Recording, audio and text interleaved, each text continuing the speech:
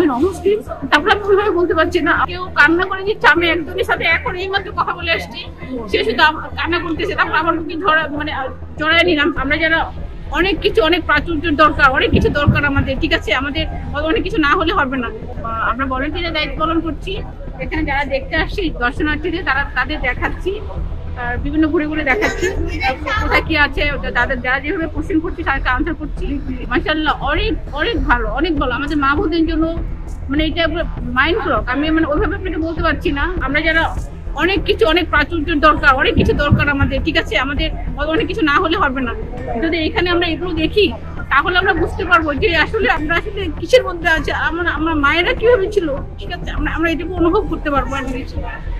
আমি নমস্কার, হ্যাঁ আমি নমস্কার। তারপরে আমি ওইভাবে বলতে পারছি না। আসলে ওইখানে যারা যা কিছু দেখাচ্ছে, যদি এটাই হয়ে থাকে প্রাচীনের তাহলে ওনারা কিভাবে ছিলেন, আমরা কিভাবে আছি। অনেক চাহিদা আমাদের, অনেক কিছু না হলে হবে না। আমরা একটা বিল্ডিং হলে আরো 2টা বিল্ডিং লাগবে, আমাদের একটা শাড়ি হলে ওরা 4টা শাড়ি দরকার। আমরা হাজবেন্ডকে যেভাবে আমরা ফোর্স করি, যেভাবে এটা কিভাবে মেন্টালি প্রেশার দিই, এটা কিন্তু আমার মায়েরা যারা যেভাবে এখানে ছিলেন, ফাতেমা রাদিয়াল্লাহু আনহা যেভাবে এখানে ছিলেন, যার যেভাবে ওনারা বসবাস করে সাধারণ জীবনযাপন করেছেন, এটা যদি আমার কাছে মনে হয়, আমরা যদি দেখি তাহলে আমাদের কোনো কিছু লাগবে না। আমরা এইভাবে যেন চলে যেতে পারি।